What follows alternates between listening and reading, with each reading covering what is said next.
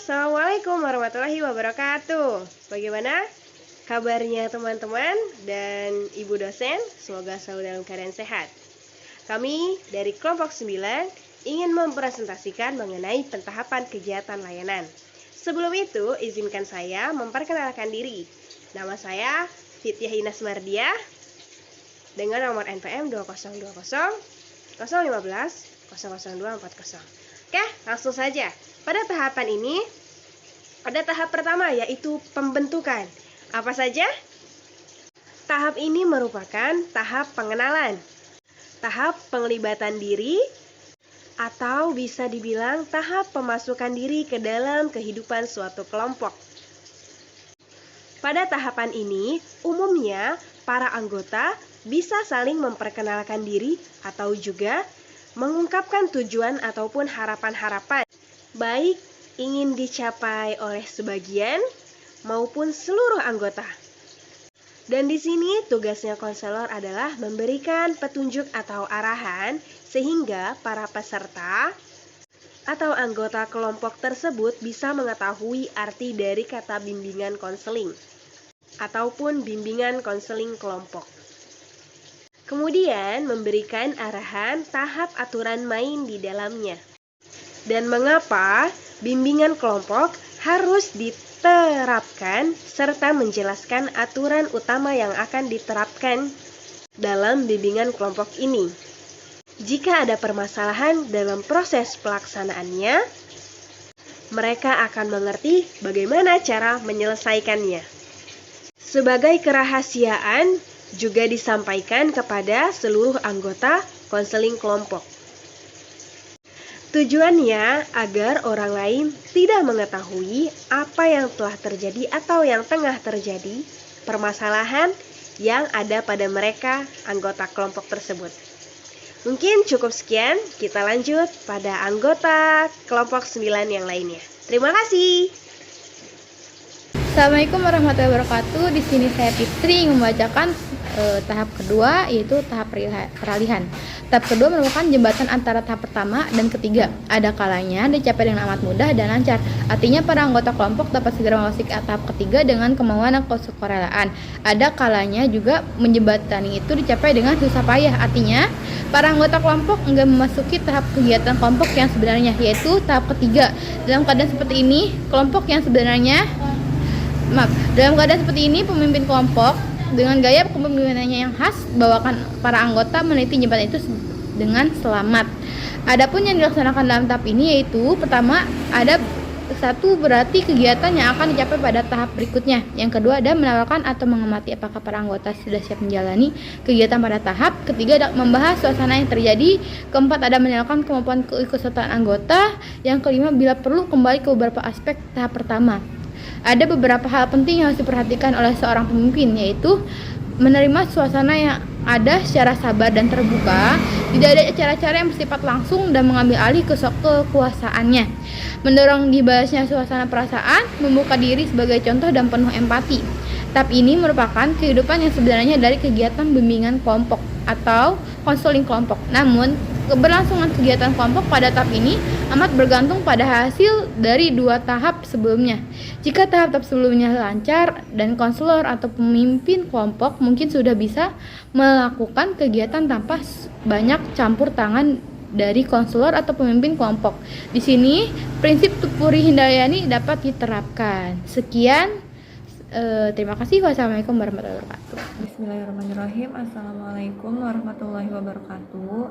Di sini saya akan menjelaskan tahap ketiga kegiatan, yaitu tahap ini merupakan inti dari kegiatan kelompok, maka aspek-aspek yang menjadi isi dan pengiringnya cukup banyak. Dan masing-masing aspek tersebut perlu mendapatkan perhatian yang cermat dari pemimpin kelompok. Ada beberapa yang harus dilakukan oleh pemimpin dalam tahap ini, yaitu sebagai pengatur proses aktif yang sabar dan terbuka, tidak akan banyak bicara dan mendorong dan serta penuh empati. Tahap ini ada berbagai kegiatan yang dilaksanakan, yaitu 1. Masing-masing anggota secara bebas mengemukakan masalah atau topik bahasan. 2. Menentukan masalah atau topik yang akan dibahas terlebih dahulu. 3. Yaitu anggota membahas topik masing-masing secara mendalam secara mendalam dan mendalam. Yang keempat yaitu kegiatan selingan. Kegiatan tersebut dilakukan dengan tujuan agar dapat mengungkapkan masalah atau topik yang dirasakan dan dialami oleh anggota kelompok. Selain itu, dapat terbahasnya masalah yang dikemukakan secara mendalam dan tuntas serta ikut serta seluruh anggota secara aktif dan dinamis dalam pembahasan baik yang menyangkut tindakan-tindakan, pemikiran ataupun perasaan. Karena tahap ketiga ini merupakan inti kegiatan kelompok, maka aspek-aspek yang menjadi isi dan pengiringnya cukup banyak dan masing-masing aspek tersebut perlu mendapat perhatian yang seksama dari konselor atau pemimpin kelompok.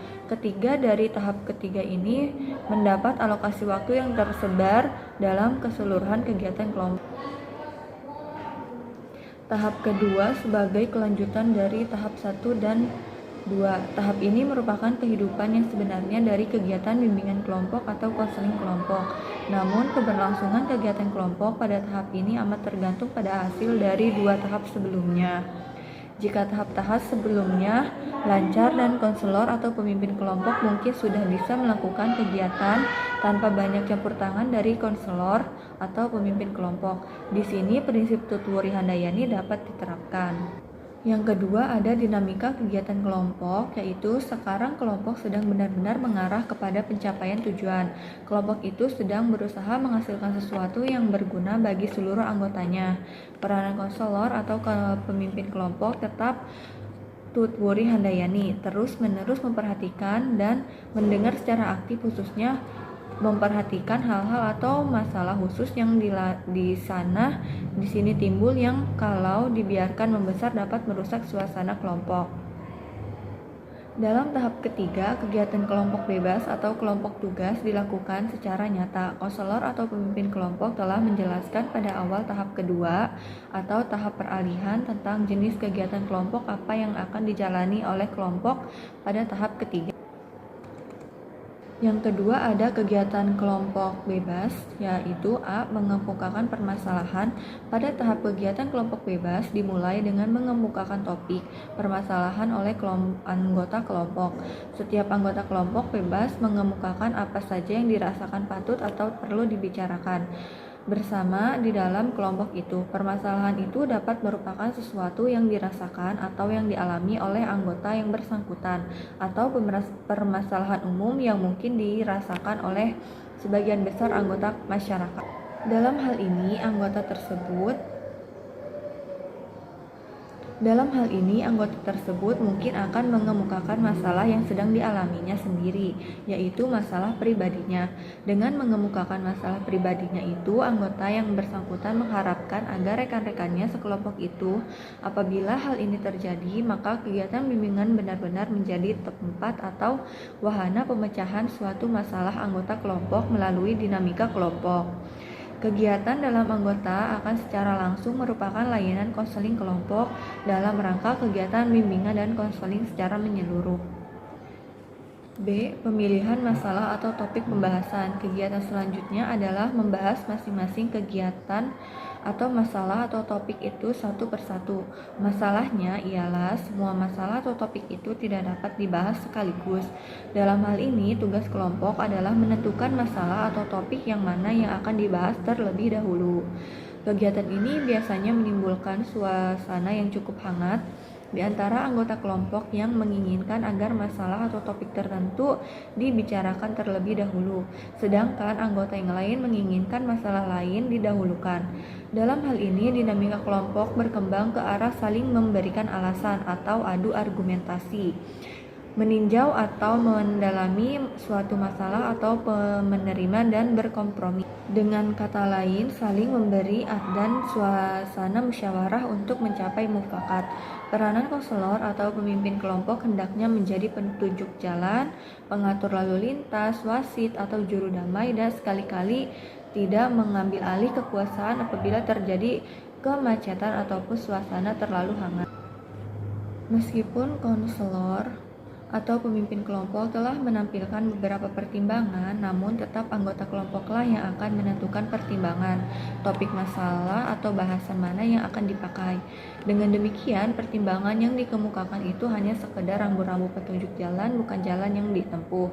Pertimbangan-pertimbangan itu antara lain adalah: yang pertama, masalah atau topik bahasan yang dirasakan sangat berat dan berdampak sangat luas harus didahulukan. Yang kedua, masalah atau topik bahasan yang paling menyangkut kepentingan kelompok harus didahulukan. Yang ketiga, masalah atau topik bahasan yang menyangkut kepentingan umum harus didahulukan. Yang keempat, masalah atau topik bahasan yang paling hangat dibicarakan dewasa ini harus didahulukan. Yang kelima, masalah atau topik bahasan yang dikemukakan dahulu jika telah pernah bertemu dalam kegiatan yang sama harus didahulukan.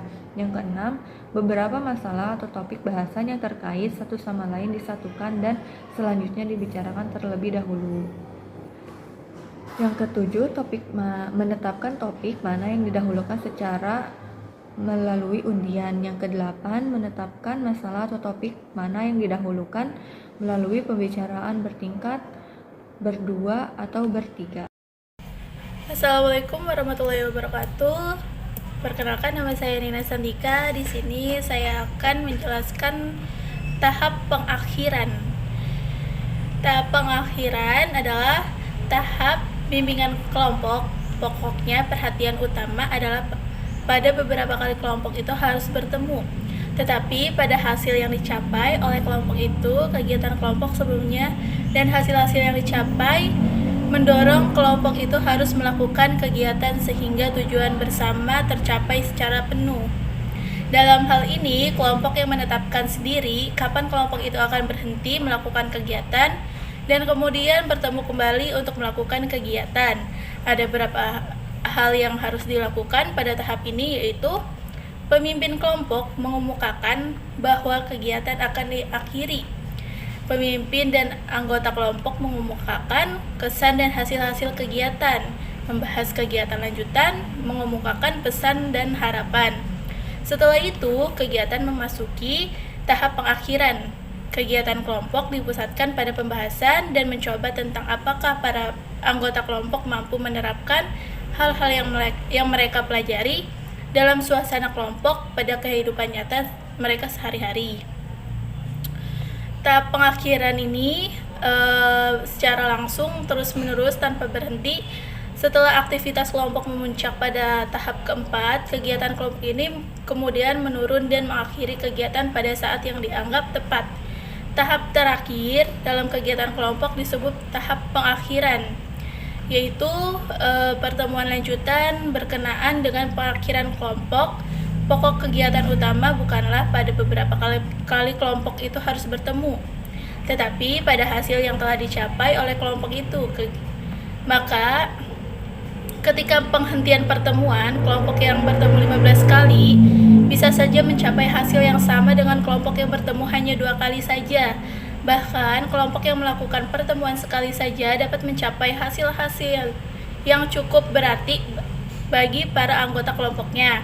Dalam hal ini, ada kelompok yang menetapkan sendiri kapan kelompok itu akan berhenti melakukan dan kemudian bertemu kembali untuk melakukan kegiatan.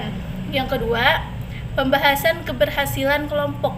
Ketika kelompok memasuki tahap pengakhiran, kegiatan kelompok hendaknya dipusatkan pada pembahasan dan penjelajahan tentang apakah para anggota kelompok akan mampu menerapkan hal-hal yang mereka pelajari dalam suasana kelompok pada kehidupan nyata mereka sehari-hari. Peranan konselor. Baik, saya Zainuddin Iksan akan menjelaskan tentang tahap penyimpulan. Pada tahap ini yaitu tahapan kegiatan untuk melihat kembali apa yang sudah dilakukan dan dicapai oleh kelompok. Peserta kelompok diminta melakukan refleksi berkenaan dengan kegiatan pembahasan yang baru saja mereka ikuti.